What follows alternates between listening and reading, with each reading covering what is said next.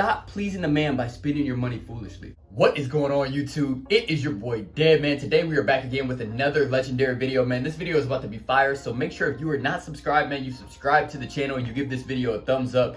And let's get it rocking and rolling, man. So today we are about to talk about how the man, yes, the man, we're gonna define the man, right? But how the man loves, absolutely loves seeing you spend your money foolishly, right? So before we jump in, man, let's talk about who the man is, because we've all heard the term the man, and a lot of times we think of the man as like the boss, which a lot of times he is, right? So in this first instance, or this first example, we're gonna talk about the man as your employer, right? Or the owner of the company that you work for, right? And when I say the man loves seeing you spend your money foolishly, what that means is they love when you go out and buy things that you don't need, because at the end of the day, the man knows that you're gonna need to come to work to be able to pay for all that stuff.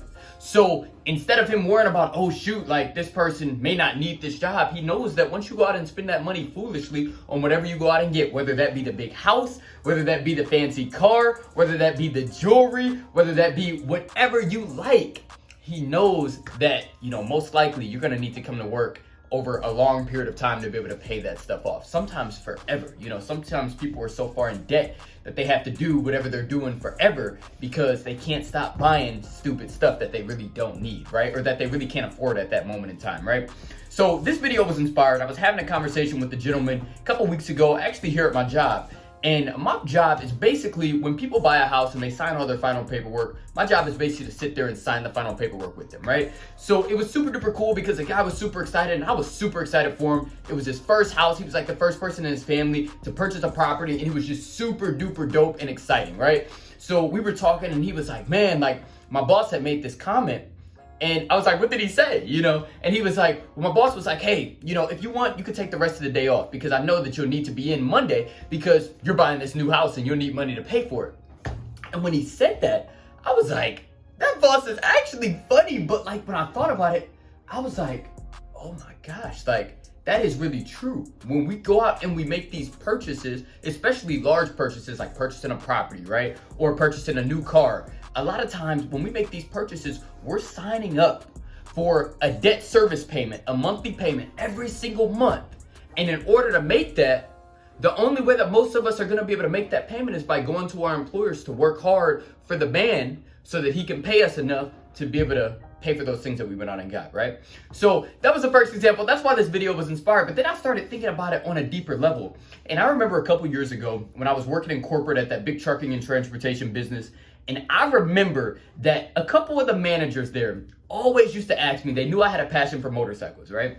And they always used to ask me, hey, Devin, did you get a new motorcycle this year? And they used to have this look of excitement in them. And I used to think like, you know, they really cared. And maybe some of them really did, right? But others, I'm sure they knew in their heads that, okay, if Devin goes out and gets a new motorcycle and he has more debt, that's gonna make him motivated to come into this company, work harder, and he's gonna, you know, produce more results for us, make us more money. So he's getting into more debt, so he'll be motivated to work harder, and we're all gonna make more money, and he's just gonna get more and more and more into debt. And to be honest, that's what the man wants, right? And I realized that the man wants us, right, as individuals, right? They want us to go out and get into all this debt. So when you see all those commercials on TV of these big trucks that they want you to get, or these new motorcycles that they want you to get, or the fancy Rolex watches that they want you to get, all that stuff is dope. And there's a time and a place. And I feel like that time will come for all of us if we're willing to sacrifice early on in order to be able to get to that place, right? But the reality is a lot of people are impatient, right? A lot of people see those commercials and they look at their budget and they're like, you know what? I make this much money. I can afford to go out and do this. I can go out and get that vehicle, or I can go out and buy that piece of jewelry for my wife, or I can go out and do whatever. But at the end of the day, what they don't realize is they're really making the man happy, because the man knows that once you do that, guess what? You're gonna be there a lot longer, right? And I'm not saying like that's a bad thing, because some people are gonna work the rest of their lives, their whole life. You know, I feel like everybody should be working, but you know, I feel like a lot of people's goal nowadays, especially people watching this channel, your goal probably is eventually to be financially independent, right? That's why you're tuning into my videos. You see that we are financially independent and you're interested in that lifestyle, right? And the reality is, in order to become financially independent, You are not gonna get there by pleasing the man, right? You're gonna be doing the polar opposite. You're gonna be getting your paychecks from your job, and you're gonna be living as frugal as possible, saving everything you can, and then pouring that money into your investments, like the stock market or your real estate investments, right? So that is really the only way to make it. You know, you're not gonna become financially independent by making the man happy. And that's just the reality. Now, at the end of the day, like, all of us have bosses until we are able to work for ourselves. And the goal is to have a good boss that respects what you're doing. And I'm very fortunate. I'm in a situation in which my employer actually supports everything that I have going on in my life, which is a blessing, because in everything that I'm doing, I'm uplifting God when I'm doing it, right? And my employer is super duper faithful when it comes to the Lord, and you know, we're able to share that. So it's just super duper dope to be able to express how I feel and be able to help others, you know, in everything, in all of my life experiences that I have going on right now, right? So I'm very fortunate, and when I talk about the man is not a bad thing, guys. But in reality, the man is always going to be the man. Now, the man doesn't just have to be an employer.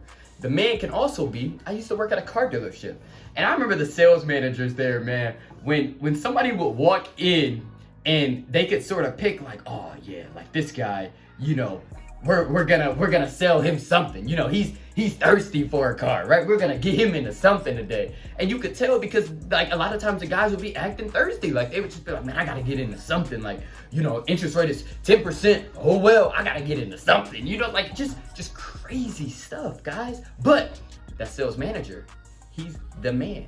When you buy that car at a 10% interest rate, way over sticker price, because you're thirsty to get into a vehicle, the man is very happy. You're spending your money foolishly, because nobody should take out a car loan at 10%. That just doesn't even make sense, guys. I understand if your credit is tanked and you're rebuilt and everything, and you have to do that, but don't come in buying no $25,000 car on no 10% interest rate. It just doesn't make sense financially. And you're just putting yourself behind when you're doing that, because you're paying a bunch of interest really for no reason. Go get you a little beater car, drive that for a couple of years until you rebuild your credit, and then go out and get what you want, right? But the man is happy because his commission check is up, the dealership earnings are up, and everybody's winning, man. So rule number one, if your goal is to ever become financially free, financially independent, whatever the case, stop being a man pleaser, right? Stop pleasing the man by spending your money foolishly. That's the goal of this video, man. If you could get one thing out of this video, stop pleasing the man by spending your money foolishly, right? Change your financial situation. If your dream is to become financially independent, you are gonna have to move different than 95% of people. Do you know less than 5% of people here in our US population could retire off of their own resources? Meaning off of their own real estate holdings, their own stock market holdings? Most people, and I mean at an early age, like anybody can invest over a 40-year period in the stock market and make it, right? But I'm talking about within 5-10 years, you know, less than 5% of people could do that. Or less than 5% of people do that, right? It's not impossible, guys. It's not rocket science. Dom and I started this journey. Like I said, we bought our first property in 2018. It's 2022, guys. We're free. It doesn't take a lifetime, but it takes sacrifice. And it doesn't come by pleasing the man. I was a man pleaser, guys. I told y'all when I graduated from college, right? I graduated from University of Akron. Guys, I was thirsty. For that 2016 Harley Davidson Street Glide, right? I remember my last semester in school. Don't tell my professor, right? But I remember one day I skipped one of my classes to drive 2 hours away to go look at that bike. Your boy was thirsty. I was excited, right? But really what I was doing was I was pleasing a man, because when you take out a large debt like that and you don't have an asset paying for it, guess what you got to do every day to pay for it? You got to show up to that job and you got to put in your all, right? And I was unfortunate in a situation which I was working a job that I wasn't happy with. So when I was there, it made it even worse. I felt like an idiot, guys. I went out and bought this expensive $20,500 motorcycle, had a $370 a month payment, and I gotta go please this man every day, right? And it just didn't make sense, guys. I should have waited. I should have bought an asset first, then paid for the motorcycle. And I ended up doing that a year later, right? I bought an asset that ended up paying for the bike a year later. But still, guys, we all fall victim to it.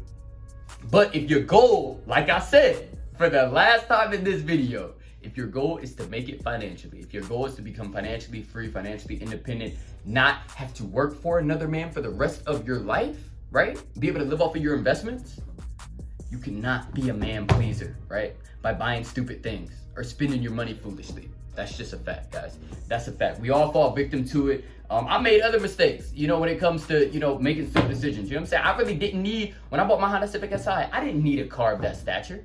I really didn't. I probably could have saved up a couple $1,000s cash, drove a cheaper car for a couple years, and just figured everything out. It all worked out, right? And now I have an asset paying for it. But, a lot of times in my life, I realized that I bought the liability and then I bought the asset, which is opposite end of the spectrum of what you're supposed to do. You should buy the asset first and then the liability, and then you'll accomplish those goals of reaching financial independence a lot sooner, right? So we all fall victim to it, man, but I just want to make a quick video because a lot of people never think about it that way. A lot of people don't think, when they go out and buy a house in some neighborhood or a car of that stature, whatever the case, they never think about the consequences behind that.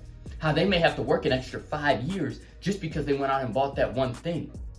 So just question, next time you go out and buy that thing, is it that important to you, right? And if it is, great, go out and do it. And I'm not talking about, a little, of course things add up, but I'm not talking about a little $100 payment, guys. I'm talking about when we're going out and making, $300, $400, $500 payment choices, right? That's life-changing, right? Because $400 in the stock market over 30 years is going to be creeping up on about $1 million, with the stock market averaging about 11%, right? So with that being said, that's a life-changing decision. That's whether you're a millionaire or you're not a millionaire, So at the end of the day, man, my goal is just to spread positive vibes when it comes to financial literacy, open people's eyes up to thinking about something maybe in a different way that they never thought it about. And that was really my goal with this video. So I hope you got a little something out of it, man. Always remember, man, when God is in it, there is no limit. I said this a couple videos ago, but it's worth saying again. God will give us the tools. When I got my corporate job, the tool was the income, right? I had an opportunity to take that income and save that money and invest in a property, which is what I did. I worked with people who took that money and spent it on liabilities, and that's what they did. A few years later, God has enabled us to be financially independent. A few years later, for those that spent their money on liabilities are still just paying off those liabilities, right? So the trick is, when God gives you an opportunity, you seize that opportunity, you use the tools and the clues that he gives you, make something with it, and make him proud, man. Be a good steward over the finances that he gives us, man, because he didn't have to, right? And then make sure you give him. Like, I give a lot to the church, and I'm happy to do that. Like, it's a blessing, man, because it seems like you just cannot beat God given. Like, that'd be the craziest thing. Like, you'll give money, and sometimes I'll stretch myself. I'll be like, damn, let's get this much. And we stretch it, and it's like, whoa, like the next week it'll be like, oh my gosh, like God, like dang, like whoa, and that's just the reality, man. You can't be God given. So at the end of the day, when God is in it, there is no limit, man. I want to thank you all again for tuning into another video. Make sure you subscribe if you have not already. Give this video a thumbs up, and we will see y'all in the next one. Peace. What's going on, guys? This video is sponsored by me, Devin Clark. Guys, I want to thank you guys for tuning into this video, but I also want to make a quick announcement. If you don't know, I am a youth inspirational speaker. So if you have a school or event or organization that you would love for me to come speak to, I would love the opportunity to do so. So go visit my website at devinclarkinspires.com. Go watch one of my videos, and if you have an event that you are interested in me coming to speak to, I would love the opportunity to do so. Back to the video. Peace.